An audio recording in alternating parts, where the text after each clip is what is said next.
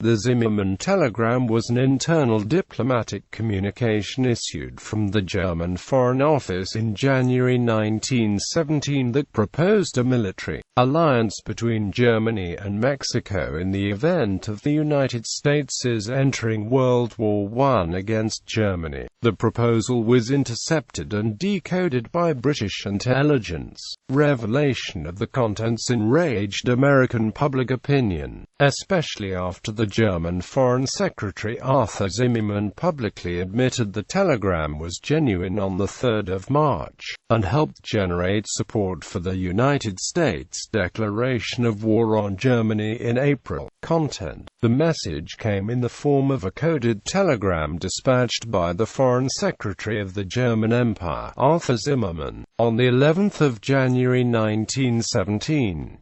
The message was sent to the German ambassador to Mexico, Heinrich von Eckart. Zimmermann sent the telegram in anticipation of the resumption of unrestricted submarine warfare by Germany on the 1st of February, an act their German government presumed would almost certainly lead to war with the United States. The telegram instructed Ambassador Eckart that if the United States appeared certain to enter the war, he was to approach the Mexican government with a proposal for military alliance with funding from Germany.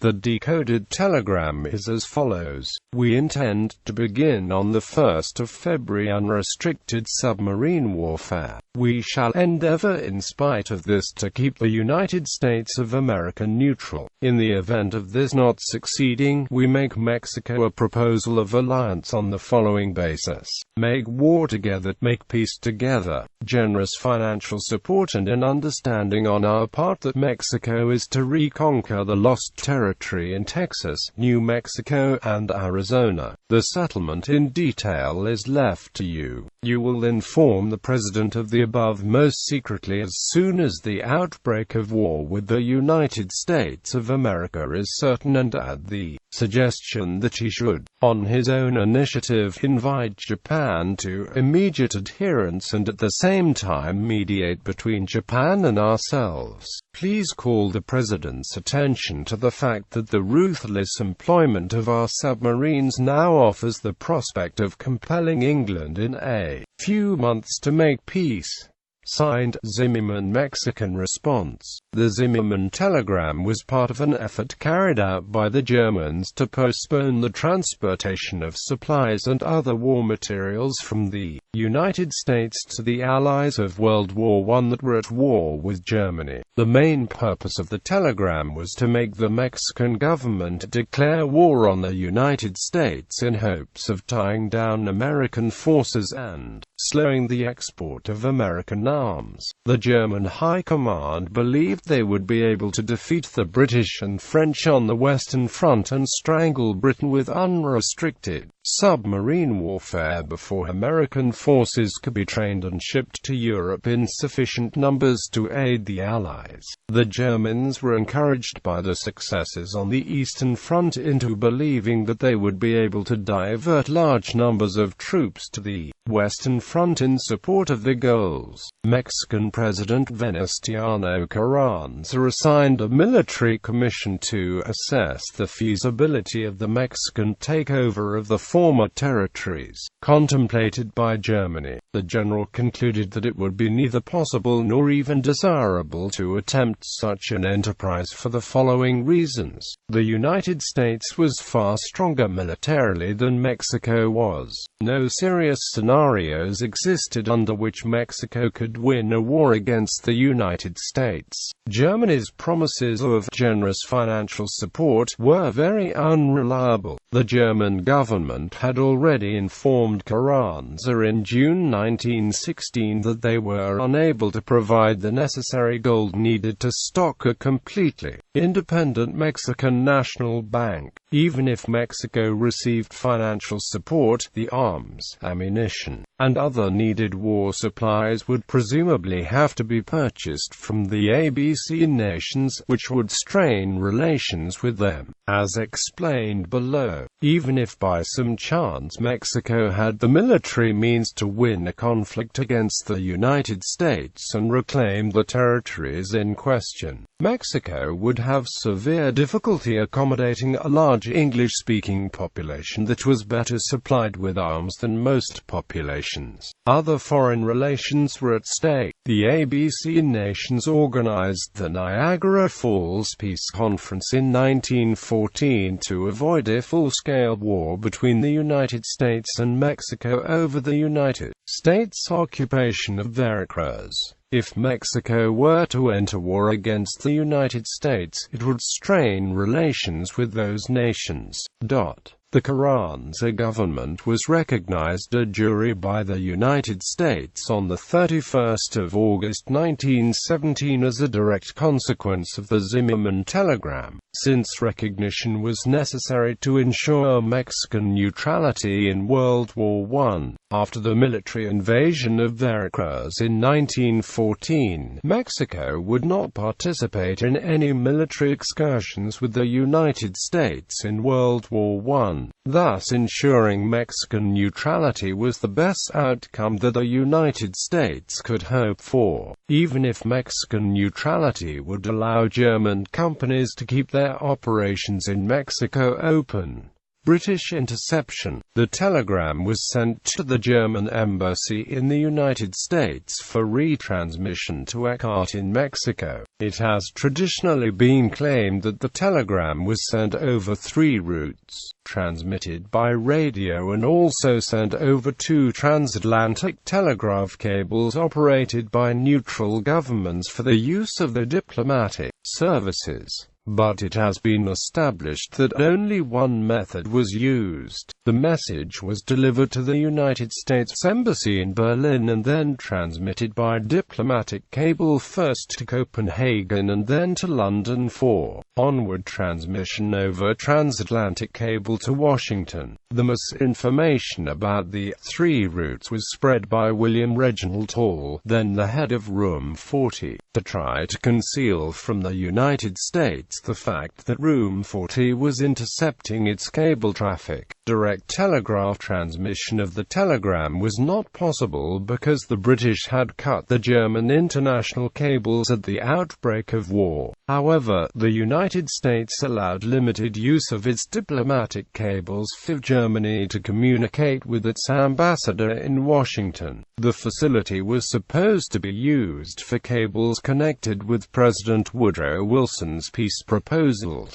The Swedish cable ran from Sweden, and the United States cable from the United States Embassy in Denmark. However, neither cable ran directly to the United States. Both cables passed through a relay station at Porthcurno, near Land's End, the westernmost tip of England. Here the signals were boosted for the long transoceanic jump. All traffic through the Porthcurno relay was copied to British intelligence, in particular to the codebreakers and analysts in Room 40 at the Admiralty. After the telegraph cables had been cut, the German Foreign Office appealed to the United States for use of the cable for diplomatic messages. President Wilson agreed to this, in the belief that such cooperation would sustain continued good relations with Germany, and that more efficient German-American diplomacy could assist Wilson's goal of a negotiated end to the war. The Germans handed in messages to the United States Embassy in Berlin, which were relayed to the embassy in Denmark and then to the United States by American telegraph operators. However, the United States placed conditions on German usage, most notably that all messages had to be in the clear. The Germans assumed that the United States cable was secure and used it extensively. Obviously, Zimmermann's note could not be given to the United States in the clear. The Germans therefore persuaded Ambassador James W. Gerard to accept it in coded form, and it was transmitted on 16 January 1917. In room 40, Nigel Gray had partially deciphered the telegram by the next day. Room 40 had previously obtained German cipher documents, including the diplomatic cipher 13040 and naval cipher 0075, retrieved from the wrecked cruiser SMS Magdeburg by the Russians, who passed it to the British. Disclosure of the telegram would obviously sway public opinion in the United States against Germany, provided the Americans could be convinced it was genuine. But Room 40 Chief William Reginald Hall was reluctant to let it out, because the disclosure would expose the German codes broken in Room 40 and British eavesdropping on the United States cable. Hall waited 3 weeks. During this period, Gray and cryptographer William Montgomery completed the decryption. On 1 February, Germany announced resumption of unrestricted submarine warfare, an act which led the United States to break off diplomatic relations with Germany on 3 February. Hall passed the telegram to the Foreign Office on 5 February, but still warned against releasing it. Meanwhile, the British discussed possible cover stories to explain to the Americans how they got the ciphertext of the telegram without admitting to the cable snooping, and to explain how they got the cleartext of the telegram without letting the Germans know the codes were broken. Furthermore, the British needed to find a way to convince the Americans the message was not a forgery. For the first story, the British obtained the ciphertext of the telegram from the Mexican Commercial Telegraph Office.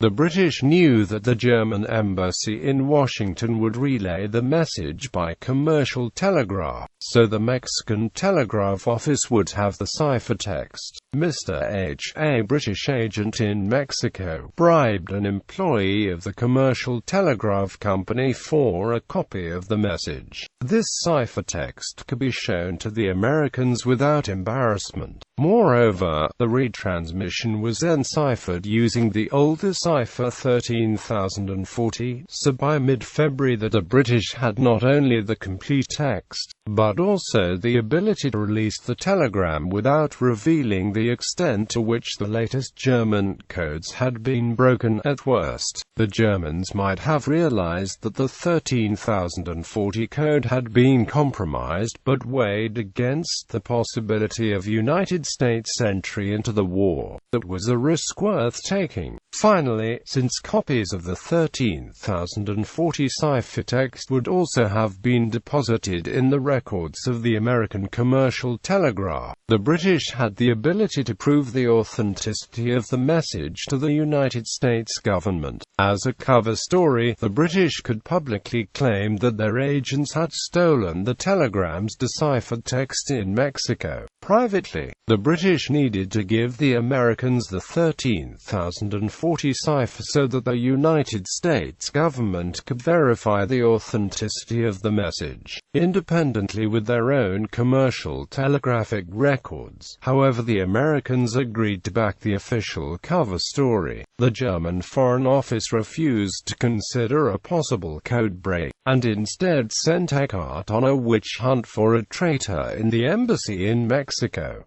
British use of the telegram. On 19 February, Hall showed the telegram to Edward Bell, Secretary of the United States Embassy in Britain. Bell was at first incredulous, thinking it was a forgery.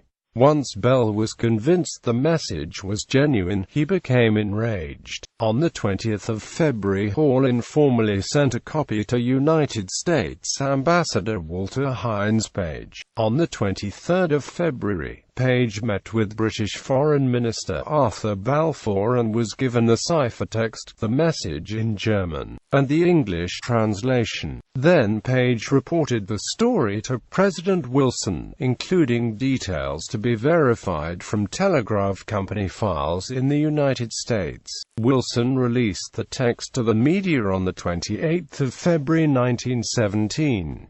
Effect in the United States. Popular sentiment in the United States at the time was anti-Mexican as well as anti-German, while in Mexico there was considerable anti-American sentiment.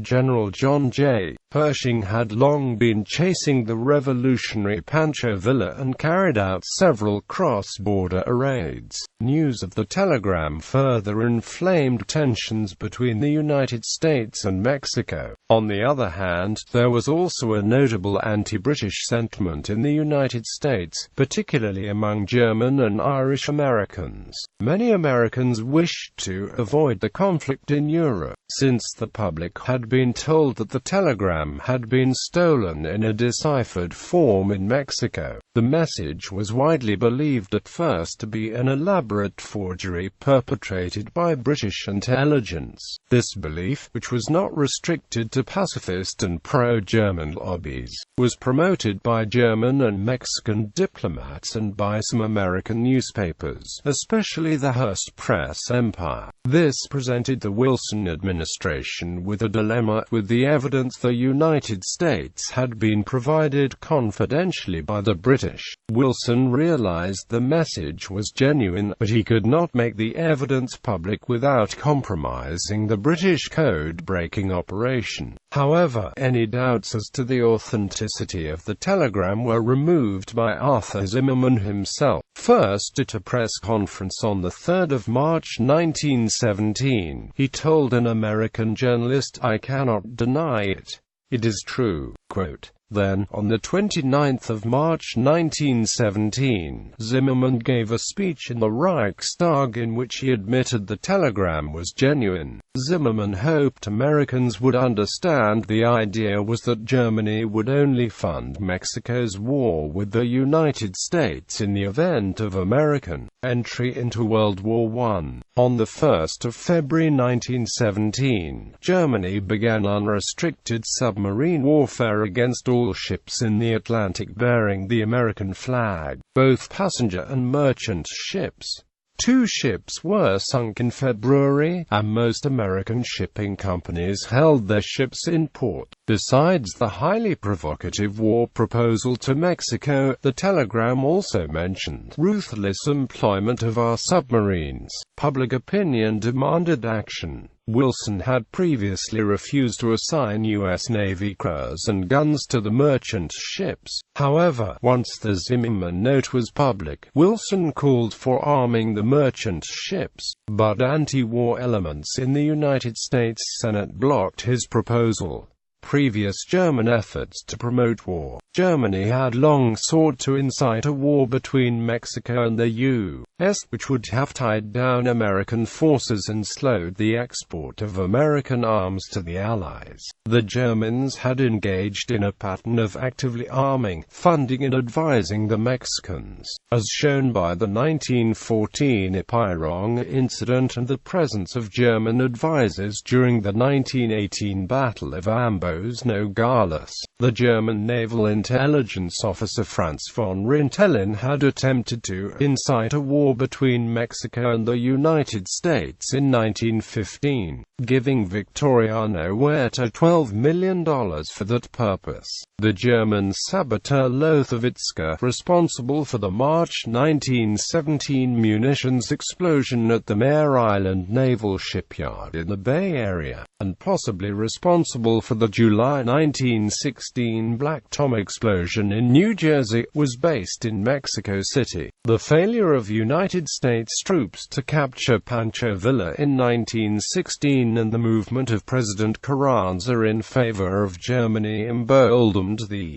Germans to send the Zimmermann note. The German provocations were partially successful. Woodrow Wilson ordered the military invasion of Veracruz in 1914 in the context of the Epirong incident and against the advice of the British government. War was prevented thanks to the Niagara Falls Peace Conference organized by the ABC nations, but the occupation was a decisive factor in Mexican neutrality in World War I.